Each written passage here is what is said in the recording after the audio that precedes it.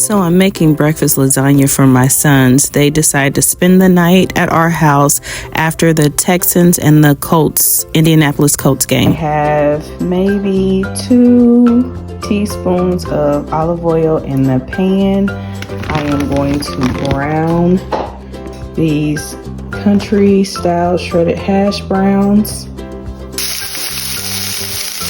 I have a few hash browns in the pan, and I am going to brown somewhat the whole bag because the recipe calls for 1 pound. So I did brown and cook my shredded hash browns. I did season those hash browns as well, and we're going to go to the next step, which is sauteing our onions just to get them nice and soft. So these are our onions. We're going to brown them a little bit and just saute them just to get them soft. Probably should have added a little bit more, but this was like half a medium white onion. So I've already preheated my oven to 375 as the direction says. I am going to coat this pan. There's something here. I don't know what that is. Oh, whatever.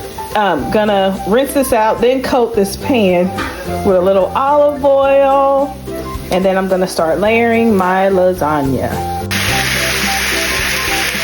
So I continue reading the directions, and it says to brown the sausage in with the onion. So I am going to brown this, and then we'll get started on the eggs and layering the breakfast lasagna. So my husband graciously cut up some potatoes for us, red skins, and they are seasoned with a little bit of all-purpose seasoning, some 100% avocado oil, Italian seasoning, and salt and pepper and a little garlic powder. So we're going to put those in the oven 375, cook those until they are tender, and they'll go with our breakfast. Back to our regularly scheduled program. So I just added 2 tablespoons of real butter to the mixture. I'm going to add 3 tablespoons of flour to make the sausage gravy. So I added the flour and the butter. I'm going to let it cook just a little bit to cook down that flour taste, and then it tells me to add the milk and the chicken broth. There's 2 cups of chicken broth and 1 cup of milk that's going to go into this, and then we're going to have a very tasty and yummy sausage gravy for our breakfast lasagna. So I decided that we needed some biscuits, even though I am going to make like an apple French toast type deal. I decided to make homemade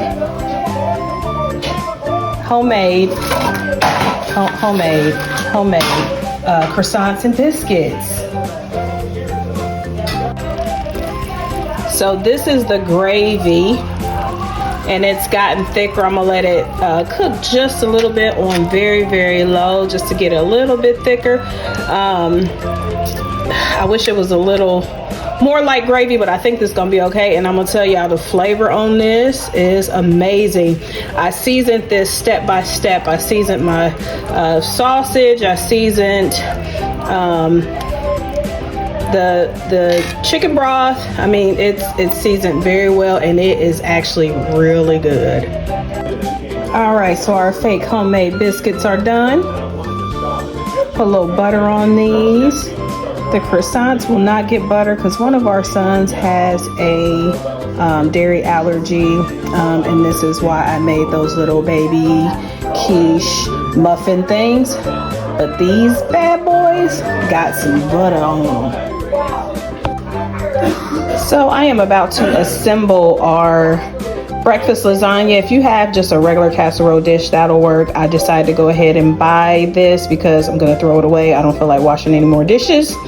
I'm going to start with the gravy at the bottom. The recipe says to use the gravy without the sausage pieces, but guess what? I'm going to use the sausage pieces on mine.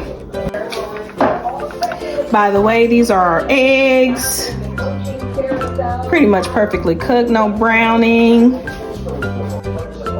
So I am layering my lasagna. I have the gravy down at the bottom, and I'm gonna be honest, y'all, I think I reduced my gravy down just a little bit, so I add a little milk to it. We'll see how it goes. It really shouldn't affect it too much, but don't reduce your gravy down. I reduced it way down. So anyway, it's at the gravy is at the bottom.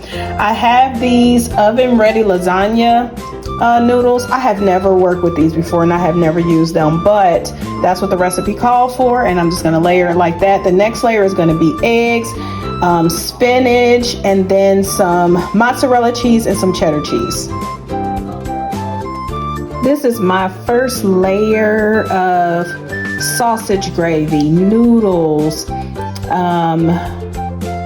more sausage gravy, and then the spinach, the eggs, the cheddar cheese, the mozzarella, and then the hash browns on top. So I'm gonna start my second layer with the oven ready lasagna noodles, and then I'm just gonna repeat.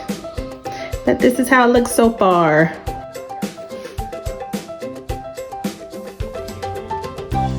So the recipe, this is what it looks like. The recipe is telling me to cover and bake for 30 minutes and then uncover and bake for 10 more minutes. And it said to garnish at the end with the chives, but I want the chives on top of there now. And then I'm probably gonna add a little bit more maybe. And I'll show you what it looks like when it's done. This is the breakfast lasagna. So I decided to make a little drink for us. It's a little 100% pineapple juice, some 100% orange juice, and 100% cranberry juice. It looked cute. It was stacked. It was orange at the bottom and red at the top, but I wanted to taste it, and I kind of mixed it up. But it has a little frozen pineapple that's a little unthawed, and a little frozen unthawed strawberry on top. Just a little drink for your breakfast. I made another drink because I had to share. This one is still made up of the pineapple and orange juice, but it has a lot more cranberry juice in it. It tastes really good. So this is the finished product of the baked lasagna. What I can say is, please read the instructions on the ready-made oven lasagna noodles. So I didn't know that they needed like extra water and all that stuff. So while the lasagna was cooking, I added a little bit of water and a little bit of milk to this so that the noodles could cook. Trying to get this out this pan, y'all. But see, look at that. Don't that look good? Juicy. All right then. Hopefully these noodles are done, but that is the finished look right here. Never made this before, this breakfast lasagna, but I'm hoping it's good. My boys will let me know if it's good.